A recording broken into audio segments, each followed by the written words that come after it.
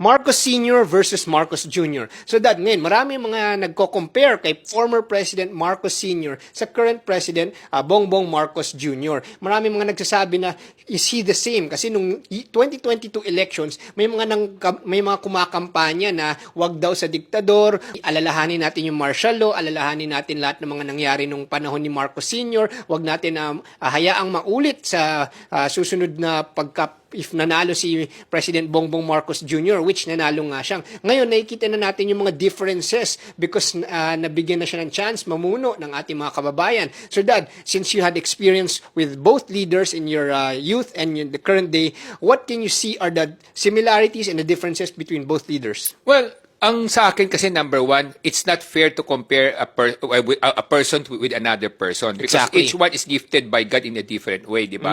Kumbaga, bawat isa sa atin nilalang ng ating Panginoon, meron kanya-kanyang abilidad at may kanya-kanyang mga kahinaan o weaknesses, di ba? Hindi naman lahat perpekto. So lahat tayo may mga imperfections, lahat tayo may mga weaknesses, may mga misgivings. Pero unahin natin siguro yung mga medyo similarities and differences, no? Siguro, ang similarity lang diyan is that number one, the way the father talks, nakita naman natin na parang may similarity din sa the way BBM speaks in public. Exactly, no? So, nakikita naman natin na parang pareho sila mag-deliver ng kanilang mga speeches, sa kapati-galaw ng kanilang ulo, pareho. Makikita natin, kuya hambing natin kay President Marcos Sr. at President Marcos Jr. Halos nagkakapareho the way they deliver their speeches. No? So, yan yung mga similarity. No?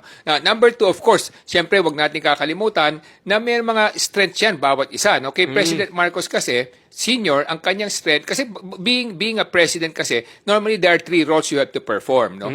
One is leadership, or yung sinasabi natin leadership, how you take care of your people, how you attend to your people. Number two, yung sinasabi nating statesmanship or showmanship, yung paano ka nakikita ng tao, ano yung kanilang view sa iyo, ano yung kanilang perception sa iyo. At pangatlo, syempre yung sinasabi nating administratorship, no? Yan yung tatlong role kasi ng isang pangulo, no? Leadership, statesmanship or showmanship, and then administratorship. So yan yung three roles ng isang pangulo. Si President Marcos Sr. kasi, ang strength niya basically leadership. Ibig sabihin, pang leadership, meron siya kasing style na parang Machiavellian, yung sinasabi natin. When you say Machiavellian, para siyang godfather, no? So marunong siyang mag-alaga ng mga tao na magkakaroon ng utang na loob sa kanya at tinutulungan niya sila para sa ganun maging loyal sila sa kanya. Kaya nga nagkaroon tayo ng mga Marcos loyalist, di ba? Inaalagaan niya sila, inaasikaso niya sila, at talagang ang tingin niya sa kanila para mga anak niya o mga kamag-anak niya. Kaya nagkaroon siya ng mga Marcos loyalist. Ang kanyang weakness naman sa nakikita natin, less on statesmanship and less on administratorship. No? Pero he's strong also in administratorship kasi medyo hands-on din siya. Pero dun sa sinasabi ng statesmanship o showmanship, sa aking naalala, hindi siya kasing sipag na umaattend ng kung ano-ano mga events. No? Bihira mo siya makita sa mga events. He's more focused on leadership and administratorship. Yun ang kanyang dalawang main focus. No? Si President Bongbong Marcos Jr. naman, in fairness to him, he is a very kind gentleman. Nakikita naman natin, no? Katulad ng tatay niya, very kind, no? Magaan ang kanyang kalooban, mababa yung kanyang kalooban, no? Ang tatay niya lang, siyempre, ang challenge doon is, pag na-cross mo, pagka meron kang ginawa mali sa tatay niya, talagang alam mo, mapaparusahan ka, masasaktan ka talaga, di ba? Kay Bongbong Jr. naman, medyo mas mapagpatawad. Mas nakikita natin, mas mababa yung kalooban, mas humble, mas kind, mas gentle, no? So, yun ang kanilang mga differences and similarities, no? And then, of course, ano yung strength ni President Bongbong Jr., no? Ang kanyang strength is more on statesmanship and showmanship. Kasi nakikita natin, napakasipag, no? Exactly. Halos nandun siya sa mga events, sa mga bagong project. May nakikita mo siya, siguro sa isang araw, nakakadalaw, 3 events siya, no? Sobrang sipag, no? So, yun ang kanyang panahon, strength. yung ginawa ni President Bongbong Marcos Jr., I think even the dad wasn't able to do it. Yung in-expose niya, yung mga ghost projects na siya mismo bumaba sa mga construction sites at in-expose niya sa publiko yung mga gintong kababalaghan. Noong panahon ni Marcos Sr., walang ganun, di ba? Kasi Marcos Sr. that time is more of a dictator. Yun ang tingin sa kanya ng tao, saka more of autocratic or authoritarian leadership. Ang sinasabi nga natin, si authoritarian, centralized talaga yung power. So kung may mali, siya lang ang gagawa ng paraan, hindi na niya i-expose sa public yun. Talagang paparusahan niya yung mga tao na kahit na siya talaga nakakalam privately, di ba? Ganun ang kanyang style, authoritarian, no? Saka natatakot din yung mga tao dahil pag gumawa sila ng mali, alam nilang either sa kulungan ng kanilang kababagsakan o salibingan. So ganun ang mga pananaw ng tao noon, no? So kaya natatakot sa kanya kasi authoritarian yung style niyang leadership niya, no? Kaya dictatorship ang sabi nga nila, di ba? Kay Bongbong Jr. naman is more of democratic. Nakikita Yes. naman natin, Oo. he abides by the rule of law. Ang kanyang sinusunod yung kung ano yung tamang steps o proseso. Kumbaga nag-iingat din siya siguro dahil nakita niyo yung nangyari sa kanyang tatay, kaya pinag-iingatan din niya 'yon, no? Oo. So yun ang kanyang strength, no? Yung sinasabi nating statesmanship, showmanship, saka yung kanyang adherence to democracy, no? Kaya nakita naman natin kasi pagkakaiba nilang tatay niya, yung tatay niya kasi talagang kumbaga ang programa ng tatay niya is maging pangulo na mas matagal pa. Oo. No, si Bongbong Jr. naman sa nakikita natin, parang talagang tatapusin lang niya yung term niya. Parang sa kanya pangarap lang niya na maging pangulo, hindi naman niya pinapangarap na magkaroon pa na kung ano pang ligasiya. Parang gano'n yung pagkakaiba ng dalawa. Nung panahon, ano yung pananaw kay President Marcos Sr. sa mga kanyang cabinet secretaries? Masyado ba siyang tutok and hands-on? Kasi ang nakikita ko ngayon, as witnessing the current president, he's very trusting, ano? He's getting people he doesn't really know or he's not really close with, and he's giving them a chance to serve in his cabinet. Pero yun pala, yung iba doon, medyo nagkaroon ng abuse of trust sa kanya, kaya nasisira ang kanyang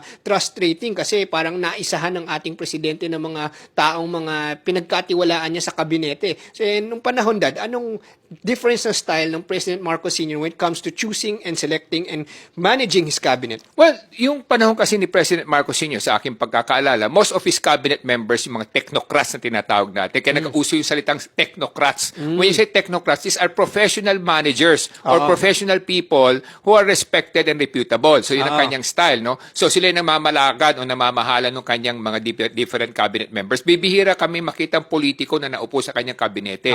Mas marami, siguro I would say at least more than 50% mga technocrats. I see. When I say technocrats, mga professionals, mga aral, mga may experience as managers, as professionals, as skilled people running the different departments, no? Kay President Bongbong Marcos Jr. kasi nakita natin mostly karamihan mga politiko ang naiupo niya sa Or kabinete political niya. link. O political link, no? So number one. Number two, under President Marcos Sr., the way we see it, mas hands-on siya. Hands-on yung kanyang management ng mga tao niya, no? So he has to know everything, no? Ganyang style niya, kinakailangan alam niyo yung nangyayari, di ba? Ang tingin ko nga sa kanya, masyadong detalyado yung pagkatao, yun ang aking basa, no? Si Bongbong Jr., nakikita natin more of hands-off, no? So hands-on yung isa, hands-off naman itong isa. Very trusting. Very, I would say he delegates more, no? Rather than be very hands-on or be kumbaga involved in the overall management of every department. No? So he is more into statesmanship and showmanship rather than administratorship. Yun ang kanyang nakikita natin mga, kumbaga, he is less in administratorship, he is more in statesmanship. And also he is less in leadership, no? Kasi nga nakikita natin parang sa kanya, for as long as he does his job, he doesn't care about the people na kung ano man yung kanilang issue, whatever their concerns as a person, no? Kaya nga siyempre iba, parang feeling nila detached, kaya nga maraming nagiging sinasabi nating mga tumitiwalag na kasama niya at medyo hindi natutuwa sa kanya o naiinis, no? Kasi nga parang naging detached siya sa kanila, di ba? So kumbaga kasi ang leadership kasi katulad sinabi natin, merong style yan na dapat para kang tatay din na inaalam mo yung problema ng bawat isa, tinutulungan mo ang bawat isa ng mga tumutulong sa iyo at mga tao mo na nagtiwala sa iyo, at para sa ganun maramdaman nila yung damdamin mo. Siguro yun ang nakikita natin na parang he is less of that. He is more into going around, making sure na nakikita siya ng tao at na naririnig niya kung ano yung gusto ng ibang tao, yun lang. Pero after that, hindi niya nga na bibigyan ng atensyon yung mga taong ka-team niya. Kumbaga, meron kang koponan, yung mga team members mo at mga teammates mo, dapat yung meron silang damdamin with you. So yun siguro medyo hindi niya na-establish ng maayos. Kaya nagkakaroon ng maraming negative consequences sa mga tao niya. In terms of geopolitics, how would you compare President Marcos Sr. and President Marcos Jr. today? Well, President Marcos Sr. kasi as I said, is a Machiavellian, no? Para siyang godfather ng style niya, no? So, ang kanya is he establishes relationships with everyone, di ba? Ganun ang style niya eh. Hanggat maaari, hindi niya inaaway ang kung sino man, ano? Ang inaaway lang niya yung mga maaway sa kanya. Pero kung hindi siya inaaway, hindi niya inaaway, yun ang style natin. No? Ganun naman si Bongbong Jr., kung makikita natin, he is a very kind gentleman, very peaceful gentleman. Pero siyempre, ang problema lang dito, minsan pag inaapi na siya, siyempre, kinakailangan medyo he has to speak up also as a leader of the nation, di ba? Yun ang mga nakikita nating strengths and weakness. But of course, in fairness to both, each one of them is gifted in a different way, di ba? So, at saka pangalawa, katulad sinabi natin, to be a president, that means to say, may basbas yan, may blessing ng Panginoon yan, di ba? Exactly. At pangatlo, kung nanalo naman siya ng maayos, at binoto naman siya talaga ng tao, di siyempre, dapat nating respetuhin din yon. Now, comparing the two, what are the benefits of the leadership that each one brings to the table? How can you compare it that one can, both of them I see have bring benefits to the Philippine society, and can you break it down? Well, number one, under President Marcos Sr. kasi kung nakikita natin, if he only ended his term based on his constitutional mandate na dapat nagtapos siya noong 1973, I think he would have been regarded as one of the best presidents of the Philippines. No? Kaya lang naging problema sa kanya, in-extend niya nga through martial law at nagtagal hanggang 1986. So that additional 13 years had really given him a very bad reputation. No? Because along that way, nagkaroon na maraming abuses. Because of that program nga of wanting to be president for a long period of time. But if he could have ended it in 1973, definitely he would have been, he would have left a very, very good legacy during that period. No? So, si President Bongbong Marcos Jr. naman, nakikita naman natin, talagang he adheres to the democratic rule of law. No? Exactly. Kaya nga mukhang tatapusin lang niya yung kanyang term hanggang 2020, and after that, he will leave behind whatever he has done. No? So yun ang dalawang issues dito. Then, of course, siguro number two, ang maganda lang kasi kay President Marcos Sr. No, meron siyang parang vision. No? Yung vision niya, kaya nga nagkaroon tayo ng mga iba't ibang mga project dito. Nagkaroon tayo ng Heart Center, nagkaroon tayo ng Cultural Center, nagkaroon tayo ng National Kidney Institute. Kasi nga yung mga ganun kanyang programa, no? Folk arts, no? So may mga ganun siyang programa, may mga vision siya how to make the Philippines a progressive country. Nasira lang talaga doon nagkaroon ng martial law. Yun lang yung naging issue dito. Kay President Bongbong Marcos Jr. naman, nakita natin, bagamat magandang hangarin niya, pero nagkurang kasi sa hands-on management, kaya yung iba napagsamantalahan tuloy. Kaya nagkaroon tayo ng mga flood control ganito, scandal, everything. But again, meron pa naman ilang taon na natitira at nakita naman natin parang nagising na rin siya sa mga nakita niya pagkukulang at nakita naman natin na talagang gusto niyang ituwid, no? So sana panalangin natin na matuloy ito at pangalawa, siyempre mga gumawa ng kamalian ay magkaroon ng pananagutan.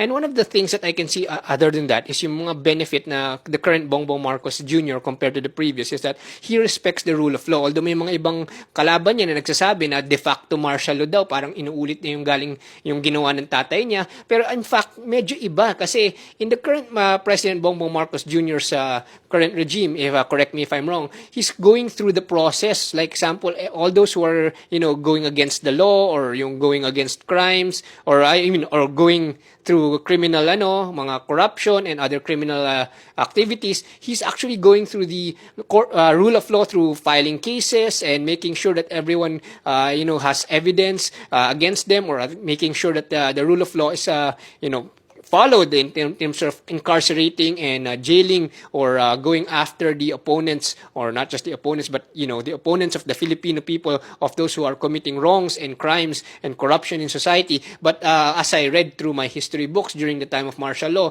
there was no such thing as a court of law. Parang nasuspend yung writ of habeas corpus. So if you're just suspected of a crime, is it true na pwede ka lang damputin and put to jail without any evidence? Ganun ba yun, Dad? Correct, no? Kaya nga nung panahon medyo at the outset of martial law, talagang bumaba yung criminality sa ating bansa, no? Very very peaceful, no?